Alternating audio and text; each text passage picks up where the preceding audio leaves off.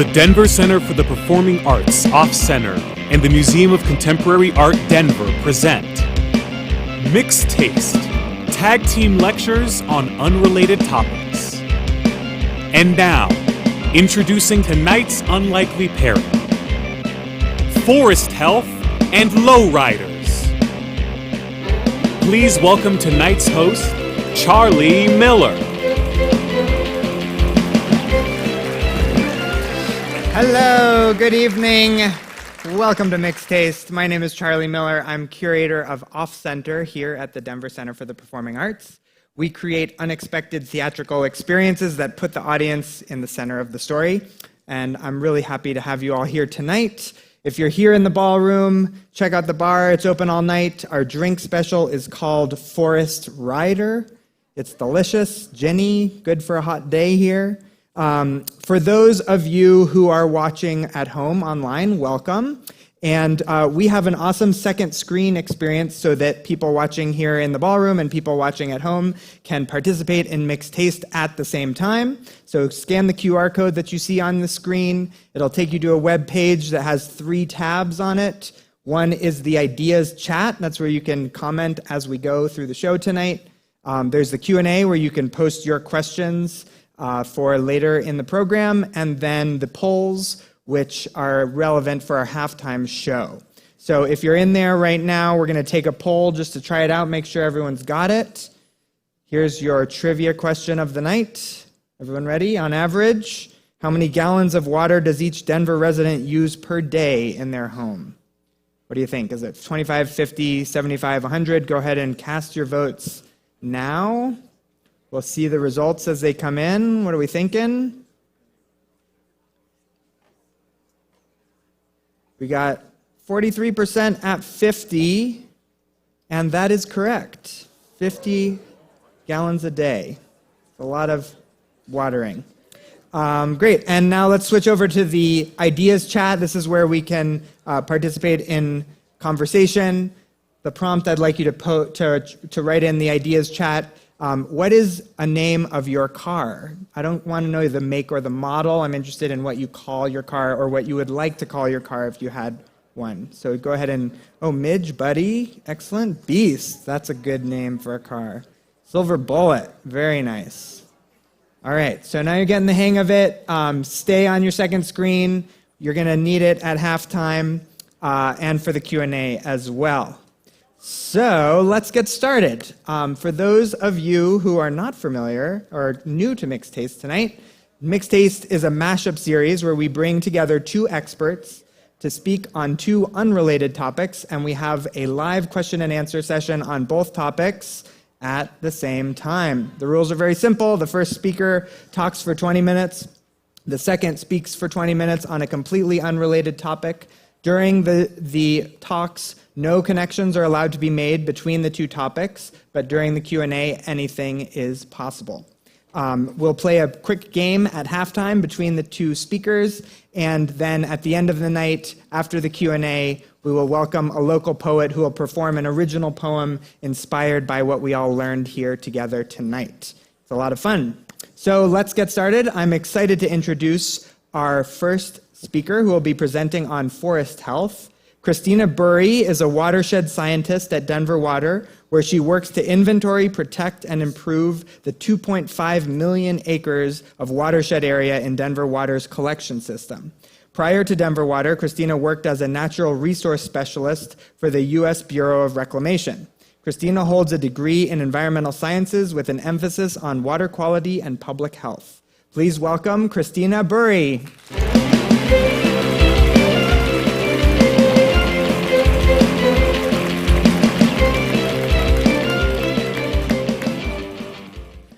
So my name is Christina Bury. I'm a watershed scientist for Denver Water, and we serve over 1.5 million people in the Denver metro area. I'm here to talk about forest health. And as a watershed scientist, I work to protect and improve the 2.5 million acres of watershed that is the source of Denver Water's raw water supply. The term watershed simply means the connection between land and water. And so this is an image of the watersheds that serve Denver Water. And to orient you to the watershed, There's a series of reservoirs. There's two separate systems, a north system with Williams Fork, Gross, and Ralston reservoirs, which goes to Moffett Water Treatment Plant. And there's a south system, which starts all the way up in Summit County and goes through the Continental Divide, through the Roberts Tunnel, which brings water over to the North Fork of the South Platte River, over on the east slope in Grant, Colorado. About 80% of Denver Water's water supply comes from the South Collection System and moves through the Strontia Springs Reservoir in Waterton Canyon before going to our Marston and Foothills water treatment plants. And over 54% of the watershed area is national forest. So because of the connection between land and water, healthy forests equals healthy watersheds. But what does forest health mean? The way I learned was going out in the field, learning from foresters and from scientists, and actually seeing the forest ecosystems. So through this presentation, I'm going to take you out in the field with me to learn what forest health means, as well as the different types of forest ecosystems in Colorado. I'm also going to share how forest health relates to wildfire and touch on the devastating wildfires of 2020, where Colorado experienced the 3 largest wildfires in the state's recorded history. Cameron Peak at 209,000 acres approximately, East Troublesome at about 193,000 acres that burned, and Pine Gulch, which was about 139,000 acres. Prior to these 3 fires, the largest fire was the Hayman Fire, which burned in 2002, and that burned about 138,000 acres in the Denver Water South System watershed in the Upper South Platte watershed. So forest health can mean something different depending on the forest type. For this presentation, I'm going to focus on 2 different forest types, Ponderosa pine and Lodgepole pine. They both make up a large percentage of the watersheds that supply Denver. And in this slide, you see photos of Ponderosa pine forests. Their preferred habitat is exposed, sunny, south-facing slopes, about 6,000 to 9,000 feet in elevation. They're primarily found on the Front Range. And this photo on the left is a restored Ponderosa pine forest in the Upper South Platte watershed. This forest is considered restored from an ecologically departed condition. So historically, this is what Ponderosa pine forest would look like. The technical term to describe the prescription of what a Ponderosa pine forest restoration looks like is groupy clumpy, really technical. Typically, there would be groups of ponderosas interspersed throughout an open meadow with different age classes and heights. Ponderosas are a fire-adapted species. As you can see on the photo on the right, which is from my house on Storm Mountain, the mature pondos don't have lower branches. Ponderosas are self-pruning. This means the gradual shedding of their lower branches, making them less susceptible to ground fire. Their bark is also thick, which helps protect them from impacts from fire. And the bark also smells like vanilla. So next time you see a ponderosa, do a scratch and sniff test. Here we see lodgepole pine forests. Lodgepoles are found at higher elevations in the upper montane regions of about 7,000 to 11,500 feet. The photo on the left is a restored lodgepole pine forest on the White River National Forest in Summit County. Prescriptions for lodgepole pine restorations are different than ponderosa pine restorations. Typically, it is clearing larger areas, creating meadows, which serve as a fuel break that can help fire suppression efforts, rather than thinning like in ponderosa pine restorations. These fuel breaks or clearings allow different species to grow, such as aspen, which typically don't burn as hot during a fire. The desired conditions, however, for both lodgepole pine forests and ponderosa pine forests are similar in that you're trying to create a forest with different species, age classes, and heights. And this makes the forest more resilient, not only for wildfire, but also insects and disease. So you can see from the photo on the right that lodgepoles grow in dense stands. And historically, it was fire that created openings in the dense canopy and created meadows. And lodgepoles are fire adapted in that they have serotinous cones, which need fire to open the cones and disperse the seeds. One thing that Ponderosa pine and lodgepole pine forests have in common is that they are fire-adapted ecosystems. Fire is an important and necessary part of forest health.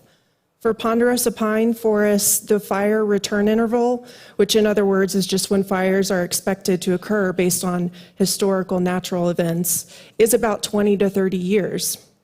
For the higher elevation lodgepole pine forests, the fire return interval is about 100 years. So Ponderosa pine forests are meant to have low intensity, more frequent, smaller fires, while lodgepole forests are meant to have larger scale fires, but less frequent. So because forest health depends on fire, one of the reasons we have seen a decline in forest health over the past 100 years is because of the suppression of fire for the many very important values at risk, things such as communities, people's homes, water supplies, recreation. And so that results in these forest ecosystems becoming ecologically departed from how they were historically with fire, with symptoms such as overcrowding or overly dense vegetation, as you can see in this photo.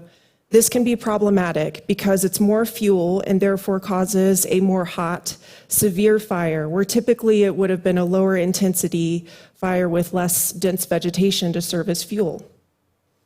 Aside from fire behavior, the trees are stressed by competing for resources such as water, and the stress causes the trees to be more susceptible and less resilient against drought and insect or disease outbreaks. For example, the mountain pine beetle, which is a native insect, the mountain pine beetle had an infestation in the lodgepole pine forest that was at its peak in about the 80s or 90s, where you can still see a lot of standing dead on the landscape. This was because there was a monoculture of lodgepoles that were all the same height, age, that coupled with warmer temperatures and drought, and this caused conditions for the beetle to spike in numbers because of the lack of resilience of the lodgepoles. Lack of species diversity is also a problem. So for example, Douglas firs, which are not as fire adapted as Ponderosa pines, can dominate a landscape. Douglas firs have branches down to the ground and can cause a more intense canopy fire rather than the ponderosas that shed their lower branches. So in this slide, you can see the difference between what this Ponderosa pine forest around Cheeseman Reservoir looked like in the 1900s versus 2002. So the photo from 2002 is taken just before the Hayman fire occurred, and the Hayman was Colorado's largest wildfire up until the devastating wildfire season of 2020. So most likely we were all impacted in some way from the fires of 2020. Certainly smoke in the air, maybe it was impacts to where you recreate, or even your community or home may have been impacted. Like many of you, I was personally impacted. I was evacuated from my house in the Storm Mountain community for about 22 days for the Cameron Peak fire. And you can see the photos of the smoke from Storm Mountain. The day we were evacuated, it didn't even feel like I was on Earth. The sky was dark and red and smoky, and it was just a terrifying, awful experience. And so I want to thank my friends and family in the audience who helped me through that time, and also the many firefighters that helped with those fires. Thankfully, my house ended up being okay, and my story is nothing compared to some of my friends on Storm Mountain who were staying at the YMCA in Estes during the evacuation for Cameron Peak, and then were evacuated from the Y again when East Troublesome burned across the Continental Divide into Estes. So aside from these personal stories, the fires of 2020 were the largest Colorado had experienced in recorded history. And the fires were very severe because of the conditions of the forest and impacts of climate change. So fueled by overly dense forests, extremely dry fuels, hot temperatures and wind, and difficulty of suppression because of all the beetle-killed trees, which are hazardous for fire suppression efforts. A lot of foresters and scientists knew it was a matter of time for these high elevation lodgepole pine forests to burn, but no one had imagined that they would burn all at once. So in addition to the personal impacts from the Cameron Peak fire, there's a fire burning in the Williams Fork watershed, which is a part of Denver Water's watershed, the North Collection System. And Denver Water has staff living on site at our Williams Fork facilities. The Williams Fork fire was not nearly as large as Cameron Peak or East Troublesome. It was about 14,000 acres, but the fire burned severely in critical areas. You can see in this photo the torched lodge poles where the needles are completely consumed. And these trees are considered hazardous because they could blow over onto critical infrastructure. The concern with high severity fire is the lack of recovery or slowness of recovery of the forest post-fire. If the fire burns so severely, it consumes pine cones and seeds and sterilizes the seed bank, as well as changing the soil structure, making the landscape more prone to erosion and landslides. From Denver Water's experience with the Hayman fire that burned with really high severity 20 years ago, the burn scar still looks like a moonscape, and recovery has been extremely slow, as you can see in this photo. Some researchers think it's going to take 100 years or more to recover. Some think that it may never be a forest again. Researchers with the U.S. Forest Service Rocky Mountain Research Station are performing studies following the 2020 fire season to understand if the impacts of the mountain pine beetle will impact recovery. There is concern because the beetle impacted trees were dead and therefore didn't have cones or seeds to be released during the fires. This could impact long-term recovery and reestablishment of trees and burn scars. So now that we understand more about what forest health is and isn't, let's focus on what we can do to restore the health of the forest through what's called forest treatments. One of the goals of forest treatments is to prepare the landscape to receive fire, like it did historically, while still protecting those important values at risk. So this is a graphic from our partners at the Colorado Forest Restoration Institute at Colorado State University, and this graphic illustrates what we have seen in some of these photos. So the condition of the forest pre-treatment, which is the very top, is dense. We see a lot of Douglas firs with low branches and needles that aren't fire adapted as the Ponderosas with higher branches. Then we see in the immediate post-treatment where some of the Doug firs were removed, leaving some for species diversity, as well as some of the smaller Ponderosas were removed. And you can see in the middle, some of the trunks in the middle were left for habitat. These are known as snags. Then in the 15 to 20 years post-treatment, we see younger trees establishing, therefore leaving the desired landscape of different species, age classes, and heights, which is a more resilient forest. The goal of creating more resilient forests was the motivation for the From Forest to Faucets partnership, which is a partnership with Denver Water, the U.S. Forest Service, the Colorado State Forest Service, and the Natural Resources Conservation Service. Because forest health is so important for Denver Water's water supply, Denver Water has committed $33 million from 2010 to about 2022 for forest health projects in areas that are critical for providing and delivering water to our customers. Our partners match dollar for dollar, so among all the Forest to Faucets partners, there's $66 million invested in forest health in priority watersheds in Colorado. None of these agencies have the resources on their own to address the complex issue of forest health and wildfire. And that's why collaboration is essential to achieving an all-hands, all-lands approach for water supplies, community protection, environmental stewardship, recreation, and wildlife. The From Forest to Faucets partnership is known throughout the country as a model for successful collaboration for forest and watershed health. And it's something that all the partnering agencies and staff are very proud of. And so I want to showcase some accomplishments and some before and after photos for you to see the difference on the landscape from the partnership. So this is the before photo on the White River National Forest in the Dillon Reservoir watershed in Summit County. And you can see Buffalo Mountain in the background. You can also see a lot of beetle-impacted lodgepole trees, which appear kind of reddish-brown in the photo. These standing dead trees take up space where there could be openings for aspen recruitment, and standing dead trees are very hazardous for wildfire responders if a fire were to occur. And there's also risk of blowdown during a windstorm. And here is the after photo where you can now see meadows and openings for aspen or for different species recruitment. It also creates fuel breaks to decrease the intensity of a fire if one were to occur, while making it safer for responders by providing open areas for them to fight the fire. And I have one more before and after. So here's the before, where you can see Dillon Reservoir in the background. Again, beetle-impacted trees, standing dead. In the after. And you can see, it's kind of hard, but you can see some of the stacked piles from the forest treatments, which are prepared for pile burning in the winter when there's no snow on the ground. So we have a real lack of use for a lot of this timber in the state. And so a lot of times they do have to pile it and burn it.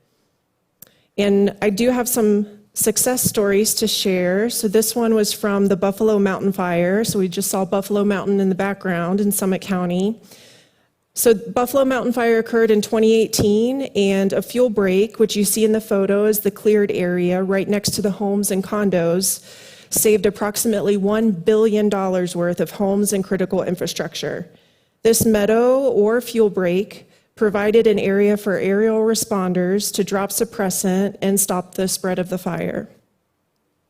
We also had some recent success with 2 fires that occurred in the Upper South Platte watershed, which is a very important watershed for Denver water. It's an earth-south collection system. Forest treatments in Ponderosa pine forests helped the fire drop to the ground and allowed responders to access it safely for suppression efforts. Here you see a photo from the 64A fire in the area that was treated prior to the fire. And so as we're all recovering together from the wildfires of 2020, we're also learning together. And I want to leave you with the hope that there are a lot of tools in the toolbox to improve forest health, such as forest treatments, prescribed fire, and things like climate change, fire behavior, forestry, and natural resources management are extremely complex issues in need of innovative solutions. There's so much need and potential for the next generation of scientists and foresters to help solve some of these complex issues, and collaboration is key. I want to acknowledge the 2 amazing watershed scientists on my team, Madeline McDonald and Allison Witheridge, in this photo that are helping solve some of these complex issues with me one day at a time. Thank you, and just like these young scientists are doing in this photo, go hug and smell a tree, and if it smells like vanilla, then you know it's a Ponderosa. Thank you.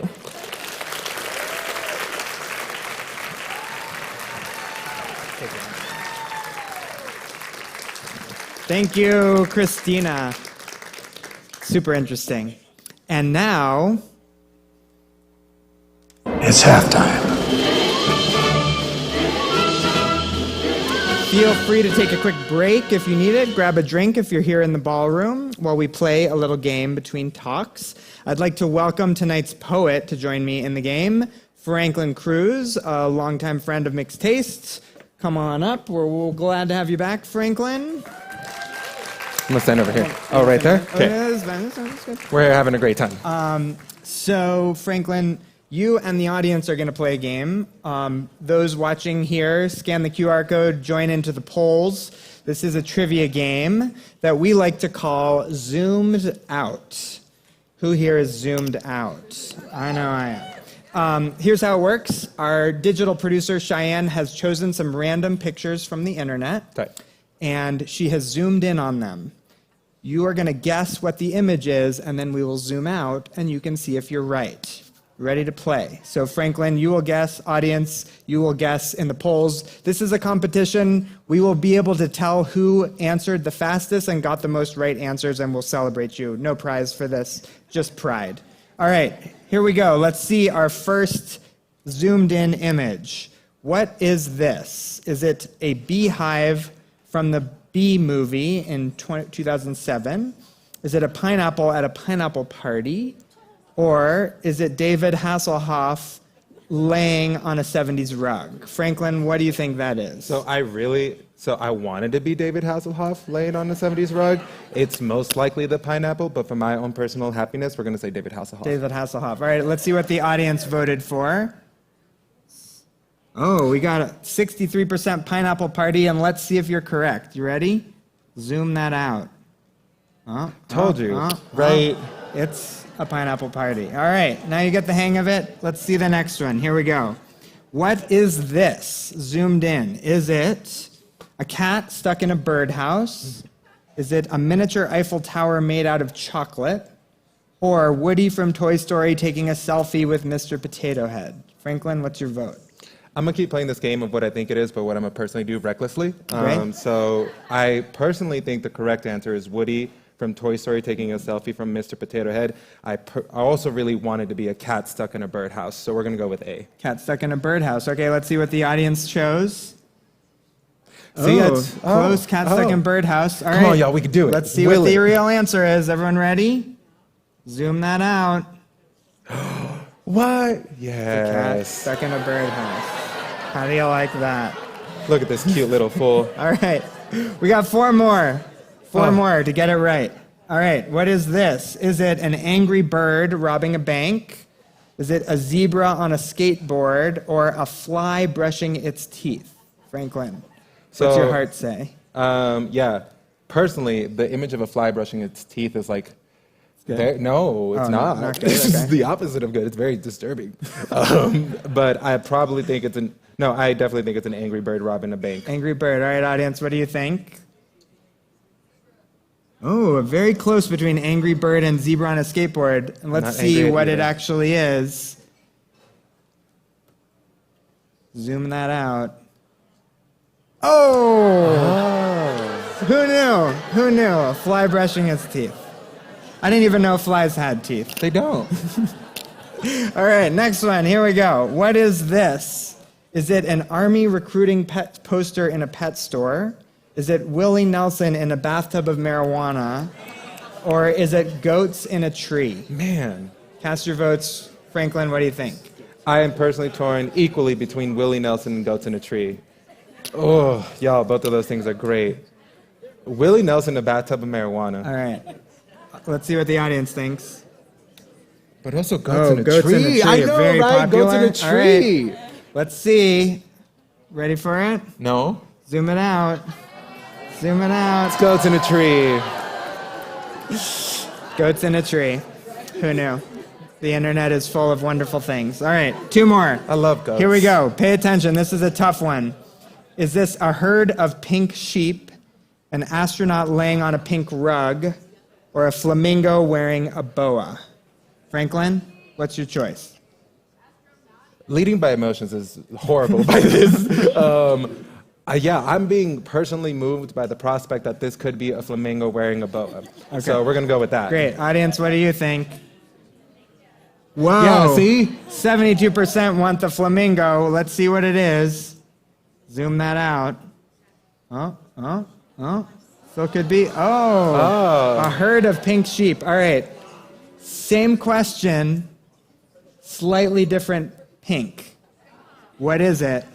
Herd of pink sheep, astronaut laying on a pink rug, or a flamingo wearing a boa? Last question. This is for the winner. Franklin. I'm still willing a flamingo wearing a boa into existence. All right, let's see if the audience is with you here. What do we have? Oh. Exactly, see? We're all wanting a flamingo wearing a boa. All right. Ready for it?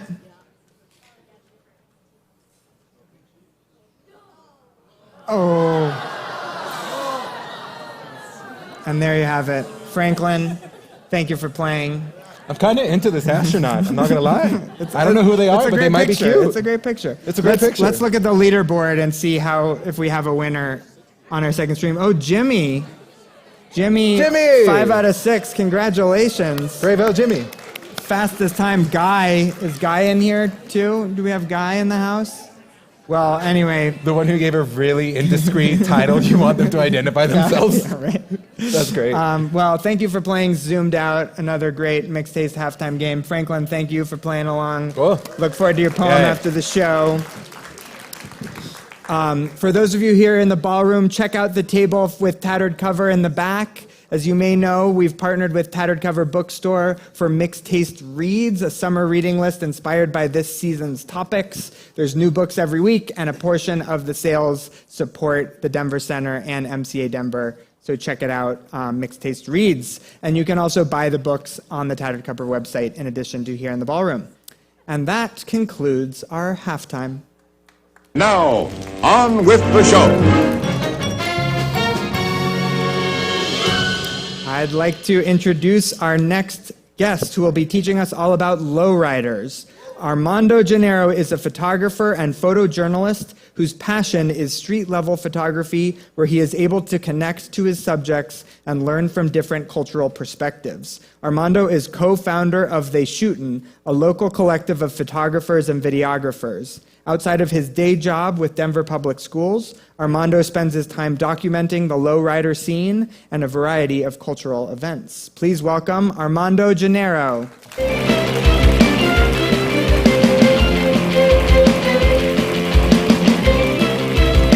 Right on. Thank you so much. Thank you all for being here today. Thank you to Mixed Taste for having me. And thank you to Christina, actually, too. That was super enlightening. I was back there making connections in my mind between these two. And I mentioned to her earlier, I know these two topics are supposed to be completely unrelated, but I don't think there's two more topics that are more unrelated than these two tonight. So good luck to the audience trying to make connections. You're in for a tough task. And one more thing, I want to shout out my mom. She's watching on the live stream out in Florida. Oh, she's gonna love you guys. Love you, Mom. All right, so my name is Armando Gennaro, and I am a photographer here in Denver. I've been documenting the lowrider scene here for the last several years.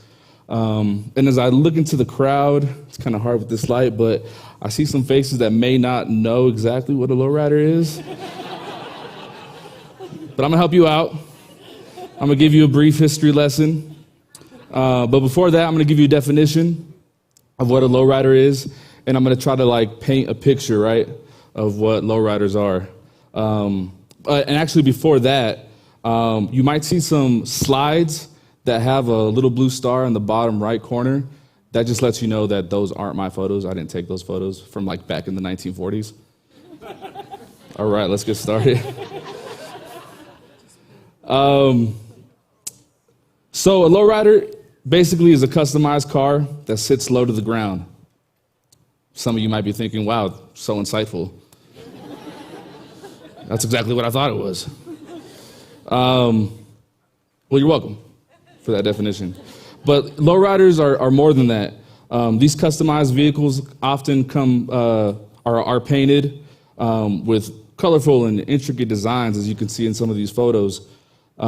Sometimes they might have murals dedicated to the city that they're from, or dedicated to the culture that they represent, or they might be dedicated to a fallen friend, Some of these lowriders are decked out with chrome and gold accessories, like bumpers and rearview mirrors and fenders and door handles. Some of them, the real nice ones, are etched, have engraving on them. The most luxurious ones have completely redone leather or velvet interiors. You seem like a velvet person. Do you like velvet? A little bit? All right. Perhaps my favorite component of lowriders are the hydraulic systems. Some have airbags, but the ones that are able to hop, as you see here, back on 2 wheels, or even drive on 3 wheels, have hydraulic systems. And more often than not, these lowriders are American-made cars. Now, you got your vehicles from the 1930s, 40s, and 50s, nicknamed bombs. And I heard that's because back in the day, when they used to drive up and down the street, they were so loud, people thought they were going to blow up. I don't know if that's true. Then in the late 50s, all the way through the 60s, you start seeing the rise of the Chevy Impala, which is bottom right photo. And then in the 70s and 80s and 90s, you start seeing the G bodies become really popular. Those are your Cadillacs, your Caprices, your Cutlasses, your Regals, stuff like that. Now, not all lowriders are created equal, and just because a car sits low to the ground doesn't make it a lowrider. All right. So the origins of lowriding began in Los Angeles back in the 1930s and early 1940s. Young Mexican Americans were putting cinder blocks in the trunks of their cars to lower the suspension. Their motto was slow and low. So the whole point was to cruise the streets as slow as possible and kind of show off their cars and let people admire what they're cruising around in. Now, over time, the owners of these vehicles figured out ways to further customize their lowriders, and it became a way for young Mexican Americans to make cultural and political statements. Now, you mix that with the Zoot suit fashion that was becoming popular at that time, and you have a new generation of Mexican Americans and Latino Americans that were really coming into their own, really finding their own way. They were literally stitching themselves into the fabric of this country, no pun intended. And they started calling themselves Pachucos and Pachucas. As you can see some of the style right there. Yeah. However, like most movements started by people of color in this country, lowriding and the Pachuco movement soon became vilified in the media and eventually criminalized. In 1943, the Zoot suit riots were sparked in Los Angeles. Leading up to the riots, the Los Angeles Times newspaper had been publishing negative stories about Mexican American youth, saying they were a threat to the broader community in Los Angeles. Another newspaper had written a story about two women who had been abducted and raped in a, quote, Zoot suit orgy. Now, as you can imagine, this type of rhetoric really fueled the riots that came. American servicemen started walking up and down the streets of downtown Los Angeles looking for any brown, young men and women wearing Zoot suits, and they started beating them and stripping them out of their clothes. There was one account of two young men at a movie theater that were taken up on stage, beaten and stripped, and their clothes urinated on by a group of sailors. Now, the riots lasted 5 days. 150 people were injured, and more than 500 Latinos were arrested on charges ranging from rioting to vagrancy. Now, these riots aren't a well-known part of American history. You're not going to find them in textbooks, especially if they're published in Texas or any southern state. No offense to anybody that might be from Texas or... but they did happen. These riots did happen. And they unquestionably led to the Chicano rights movement of the 1960s, a movement that, if you ask me, continues to this day. Now, fast forward through the 70s, 80s, and 90s, and all the way up to this current day, lowriding continues to be criminalized. There continues to be a stigma attached to that culture. But lowriding has also become a worldwide phenomenon, reaching as far as Japan and the Tokyo underground scene, and recently it made its way to Kuwait in the Middle East. Now, at its core, lowriding has always been about creativity and ingenuity to showcase one's individual style and taste, to take a car and make it do something that it was never intended to do. Now, admittedly, I'm not part of any car club here in Denver. I don't even own a lowrider. Now, the oldest car I ever owned was a champagne-colored 88 Honda Accord with the flip-up headlights. I was super proud of that car, but, you know, it's not something that lives up to the standard of being a lowrider. But I do have a lot of love and respect for lowriding culture that dates back to my younger days. As a son of South American immigrants, I was born and raised in California, and I started looking for my own path, my own way, right, in this country. You know, my parents, they listen to Spanish music, and they watch soccer a lot, and they drove one of those old school Nissan vans with the seats that went back. That's not what I wanted to be. That's not what I wanted to do. I wanted to listen to hip hop. I wanted to play basketball, and I wanted a lowrider. Now, these are some of my earliest influences when it comes to the lowrider culture. You guys, my mom, I had stacks of these lowrider arte, lowrider magazines, stacks of them. And, you know, it doesn't hurt as a 12-year-old boy. There was like a lot of lovely ladies on the cover. You can't blame me, sorry.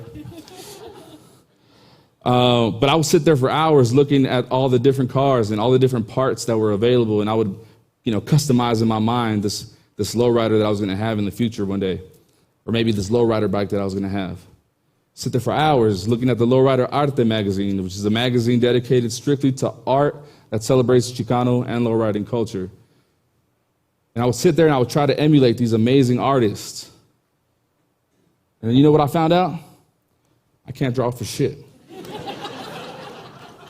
But I fell in love with it anyway. I was seeing lowriders in my favorite hip hop videos, lowriders in my favorite movies. Even these old school CDs and tapes, we used to buy them and we would trade them. And it was really putting me onto a whole genre of music that, as the son of immigrant parents, I wasn't getting that experience. And it really like put me onto a whole new way of music, way of listening to music. So eventually I left California. I signed up for the military. I did 6 years, and then I ended up landing here in Denver. And it was around that time I decided to pick up a camera and document this new city that I was calling home. And really, I think I was just trying to find stuff that reminded me of back home. And much to my surprise, there was a thriving and robust lowrider community here in Denver with deep roots that go back to the Chicano rights movement. And so I wanted to document that through my lens, and that's what I did. I wanted to meet the people who were keeping these traditions alive here. I wanted to meet the car clubs. I wanted to meet the families. So I started attending as many lowrider shows and meetups as I could. I was going on Facebook and social media and like jumping in these Denver lowrider chats and groups. And I was like finding out where they were going to be at next. And I was taking my homies that love to take photos too, and we'd go and we'd shoot Lolos all day. Now, I definitely wasn't the first photographer here in Denver to document the lowrider community, and I certainly won't be the last. Since my time here, I moved here in 2010, and since my time here, I've met other amazing photographers that have been doing the same thing, the same work for years. The families themselves have also been documenting the work that they do on a much more intimate level, something that I could never replicate. But many of these families, many of these individuals have allowed me into their homes and into their garages, and it's truly been an honor and a privilege. Now, I'm no spokesperson for this community, but it's always just been my intention to tell these stories as authentically as I can, to really lift up these families and clubs and recognize them as truly significant to the fabric of this city. And because of this, I had the honor of having my name included in Denver City Council Proclamation number 19-0838. On August 19, 2019, the City Council recognized the racial disparities that have existed in Denver, while also addressing the targeting of young Chicanos who used to cruise Federal Boulevard in the 80s and 90s by police. And it goes on to mention how cruising culture and lowriders have long instilled a sense of pride and community resilience within many Denver families and neighborhoods. The city council, led by 4 Latina women, would go on to proclaim August 25th, 2019 as a Cruise Down Feds Day. Yeah. It was the first time the city of Denver sanctioned an actual lowrider cruise. Now, I'll keep it all the way 100 with you folks, because you seem like nice people. I don't think I'm deserving, really, of having my name on that proclamation, especially when you have people like Sam Henry from Sam's Hydraulics, Fino Morales from Fino's Customs, Christopher Diaz from Compas Car Club, Kevin Kiminao from Out of Control Car Club, Frank and Kimberly Guerrero from Brock Art Productions, and so many others that have given so much of themselves to this community whose names weren't on this proclamation. So it's important for me to recognize those who came long before I did and really paved the way for me to do what I do. And like I said, I'm blessed to be able to tell these stories and share these images. The city of Denver is a better place because of lowriders and the people who build them and the people who cruise them. So next time you see one in the street, go ahead and roll down your window, tell them what's up, tell them that you appreciate them. All right, thank you.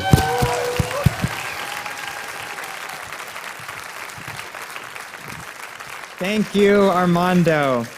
Let's get started with the Q&A. Now is the time to type your questions in the Q&A tab, and here's the QR code again in case you need to get back into your second screen. Just a reminder, if you want to be eligible for our prize, you need to include your name with your question. So please do that. We're going to bring on the speakers. We'll take questions on both topics at the same time. We encourage you to draw connections between forest health and lowriders if you can, and we will celebrate those connections with the gong. We'll have a very special prize to give away for the person who asks the question that makes the best connection. So let's get started.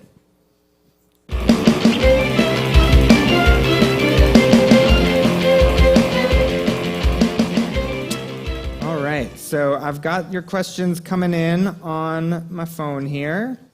And we're going to start with this one from Sean. Can lowrider cars cruise off-road through a fire-mitigated forest fire break better than an overgrown forest? Well done, Sean. Yeah, I think so. I mean, you've got a cleared area with a fuel break, so... I think that the issue that a lot of these older ones are going to have is like actually the elevation getting up to the forest. But once they're there, I think they could handle any kind of terrain. What happens to a lowrider in the mountains? Is that a joke? I don't know. No, I don't know. Okay, here's one from Bob, who asks, how can we convince Denver Water and the forester community at large to rename fire-causing pines with needles close to the ground lowriders? Nicely done, Bob. I'm all for it. Yeah, I'm all for it. I mean, instead of calling them Doug firs, we can just call them lowriders, lowrider pines. There you go. How does the scientific community agree upon names for things like that? Do you know? I think it just depends on whether it was named after a scientist or a certain location. But I think where a lot of scientists don't find agreement or common ground is like how many Doug firs to leave on site during a forest treatment. Some want them all gone. Some there for species diversity. So. All right, here's a great question from JW. As climate change increasingly threatens forests, has there been any move towards customizing electric cars as lowriders? Have you seen a lowrider Tesla? Or is that just a complete oxymoron? You know, sometimes I'll go to like a car show and there will be like a Ford Focus that's like lowered and like has spoke rims and I mean anything is possible. You might be cruising by yourself after that, but... Related question, are there any lowrider fire engines? That's a great question. I don't know if there are, but I have seen like lowrider police vehicles, and like I think I've seen a lowrider like somebody made like a Batmobile that was like a lowrider, put like rims on it. Yeah. Wow. All right, here's one from Anon. If I paint flames on my lowrider, do I need to stay away from the forest? That's a good question. Actually, there have been instances where cars have caused fires in really dry vegetation conditions. So That's maybe. a connection right Yeah. there. There you go. All right, we didn't know. And don't drive if you haven't passed an emissions test. Don't drive it up there to the mountains. Here is a question from Ashley. If the Douglas fir is the lowrider of the forest, have they ever named a fire in this type of forest the Zoot Suit Riot fire? How do they name fires? Again, I think just like the scientific name. So it depends on the location, time of year, number of reasons. Excellent. Oh, there's lots of good questions coming in here. This is a question for Armando from Mark. Why do American cars make the best lowriders? Well, the early models of made from back in the 30s and 40s, they're just made out of such quality materials. And I think if, like I said, like with the Ford Focus, like this aluminum car made, or aluminum made car cruising down the street doesn't really it's not really that imposing when it's cruising down the street. And so a lot of these older vehicles, these wide bodies, they're just like land boats, and people, they draw attention. Nice. This is a great question from Dave O. How much water on average does a Denver lowrider owner use to wash their car? Yo, that's a great question. That might be the winner right there. I'm sure it's quadruple whatever the amount was, 50 gallons? 50 gallons, yeah. Maybe more. How much car washing goes on when you own a lowrider? Like how frequently? Yeah, I mean, you have to maintain it in the summertime. You don't really see them out too much in the wintertime, just because the ice and the snow and the salt kind of does damage on a lot of these older vehicles. And so you see them more in the summertime. And yeah, what was the question again? How much washing do you do on a lot, especially because there's so many car shows in the summertime that there's like a weekly car show, and so owners are constantly getting them ready and prepped and nice for the cruising. Here's an interesting question from Sarah K. Teams of women are leading the push for forest preservation and the preservation of the history and significance of lowriders. What is the future of both? Great connection there. That's great. Yeah, there needs to be more women foresters. I would say majority of the foresters I work with are male. So it would be great to recruit more female foresters. Yeah, and you're really starting to see a rise in all female, all women lowrider groups all across the country. And here in Denver, we have some called Avenue Angels. They have really amazing cars. And actually, my favorite lowrider here in Denver was one of the earlier slides during my presentation. Is owned by a woman, and it goes every time it goes to competition, it wins all the prizes. And so yeah, everybody, all the gentlemen, stay hating. Here's a great connection from Tim. Not a question, but I'll read it because I think it's interesting. Diverse culture of lowriders is the cultural fire that keeps society healthy. Oppression of this diversity is like the suppression of fire in our forests. Nice connection. It's a good gong for that one. Thank you. Aren't you just burning the midnight oil? Nice.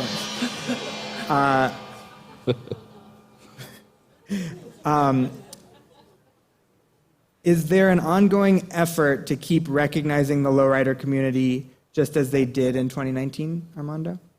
Yeah, so they did the same cruise last year during the pandemic, everything was encouraged as far as like COVID protocols. But because it was like the following year, they really wanted to keep that tradition, this new tradition going, even though it's based on an old tradition.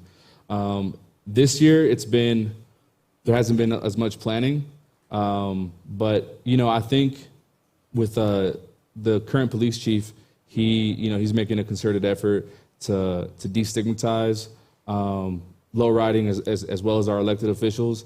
But regardless of any of that, lowrider clubs don't care about any of that. They don't care if it's legal, illegal, stigmatized, destigmatized. They're going to cruise regardless. Here's a great connection and a great question from Sri. The modification of both cars and forests seems to allow their beauty to be experienced by more people. Do you have examples of how this attempt has backfired? Great connection. I wouldn't say it's backfired, but I think that we're still learning about the techniques for getting the prescriptions right for forest treatments. So we're still learning together and hopeful that we can try to beat and get ahead of some of the impacts from climate change into the future. No, I don't really think so. I'm having a hard time coming up with an example, so I don't really think so as far as backfiring. I think if anything, like the culture, like a lot of people are like, being informed and educated about lowriders now, and it's being like, it's like almost oversaturated now. Hollywood is making movies about lowriders now. So actually that might be a time that it backfired because the movie was kind of bad. So, is there like a genre of like lowrider fails where like the hydraulics just completely fall apart? Absolutely, yeah. There's been like hop contests where cars have like gone all the way on their tail and they just fallen backwards. You'll see cars that are like going on 3 wheels and they'll like make a sharp turn and then they'll just flip over. Ooh. And then and some of those cars are like hundreds of $1,000s worth of work. So wow. Here's a good one from Sky. Both climate change and lowrider discrimination seem deeply connected to equity, both with unequal impact on people of color. Can you see a way to address both? Nice.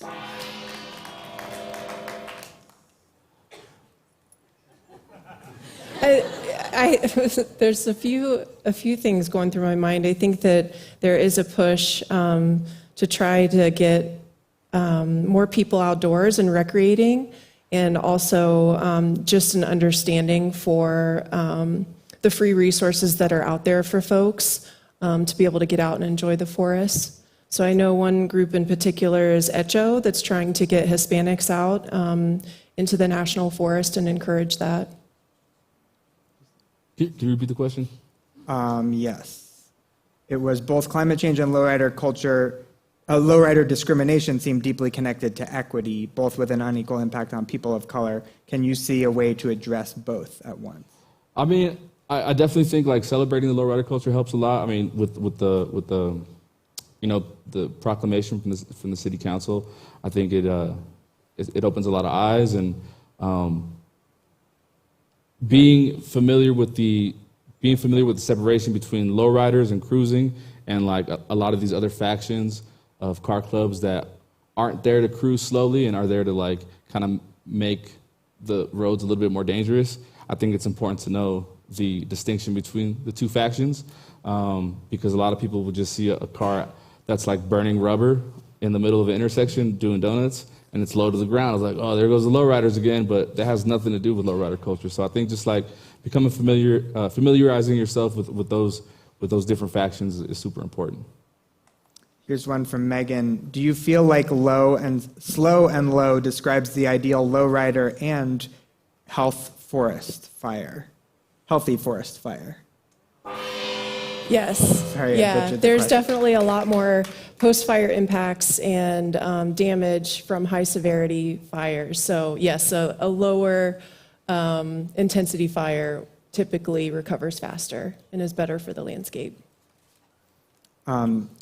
Anything you want to You said slow and low. Slow and low. Steve asks, how has the lowrider community used its power to support environmental causes? Or has it? You know, that's a great question. You know, aside from like doing a lot of things for the community, like, you know, turkey giveaways during Thanksgiving for underprivileged communities and giving toy giveaways during Christmas, they actually go out into the community a lot and clean up, you know, like different corners. There's different like streets that are like dedicated to different car clubs. And so, yeah, I mean, they're always mindful of like the messes they make, and they always try to clean up after themselves, but they also go out into the community and try to, you know, make it a better place for you know, because they're really family oriented, a lot of these clubs, and so they're always mindful of the community and trying to make it better. Awesome. Laura asks, what is the longevity of a lowrider versus a tree in the forest? Well, since lowriders, some of the older ones are from like the 1920s and like 1910s. You know, you got cars that are out there that have been around for 100 years, so I don't know. There's some trees that are 100 years old or more. Typically in Colorado, the trees don't live very long, though. They either burn or there's just not a lot of nutrients and water for them to live a really long time. Interesting. Okay, this is our last question of the night from Alex. If a lowrider bounces in the woods and there's nobody there to see it, is it still cool?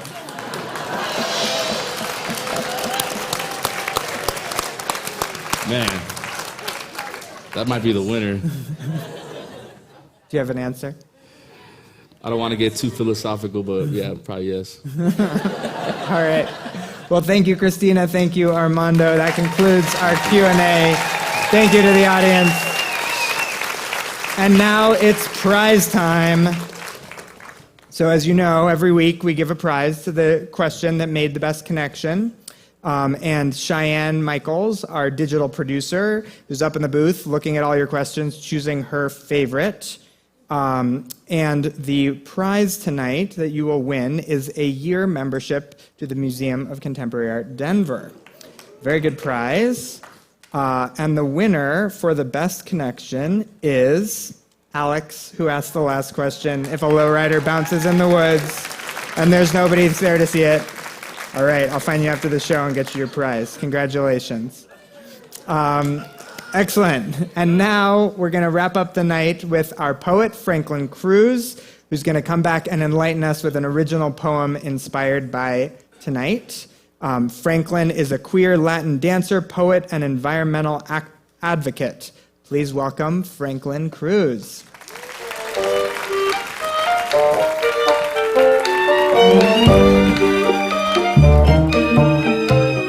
Hey, I love you. I don't know who you are because I can't see by the light, but general love to you, right? General love to the whole crowd, right?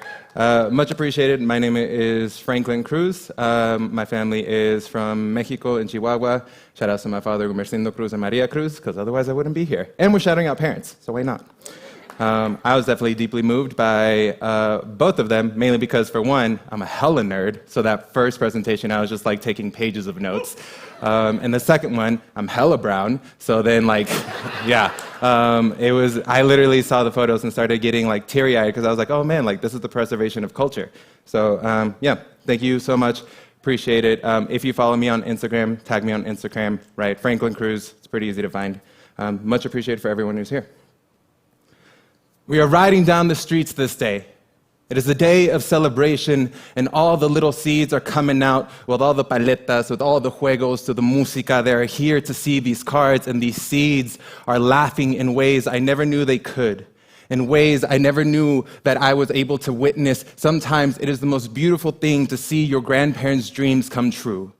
All of their batallas, all of the fires they had to overcome, the mountains that they had to traverse, the environments that they were never truly invited in. Sometimes it's so astonishing to me how controlling humans try to be over an environment they just arrived into.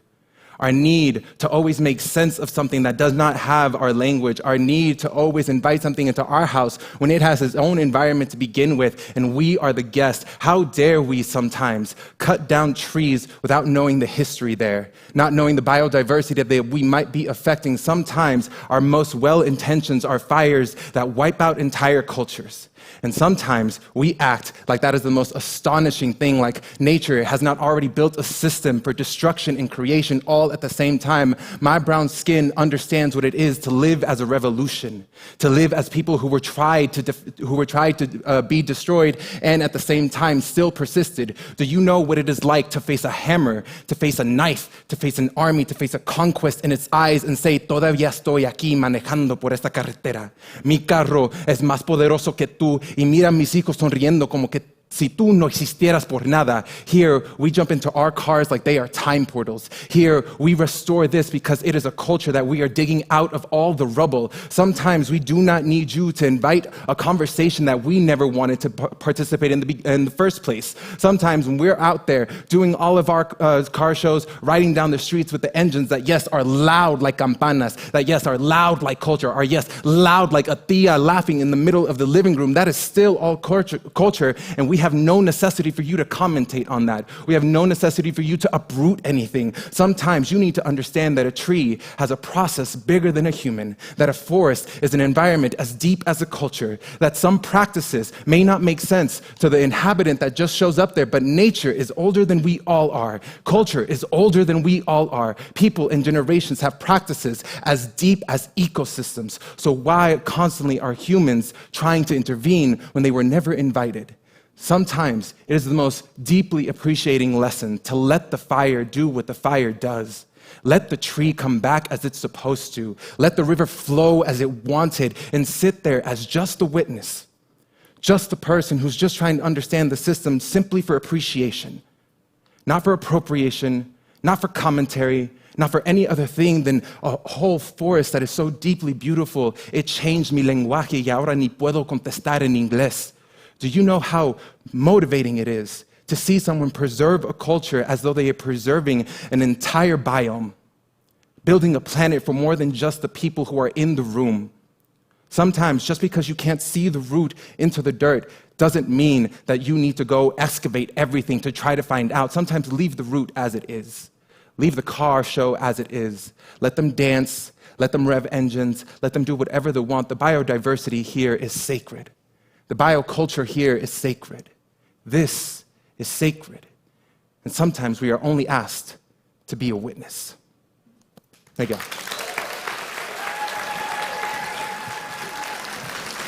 Franklin Cruz. Thank you, Franklin.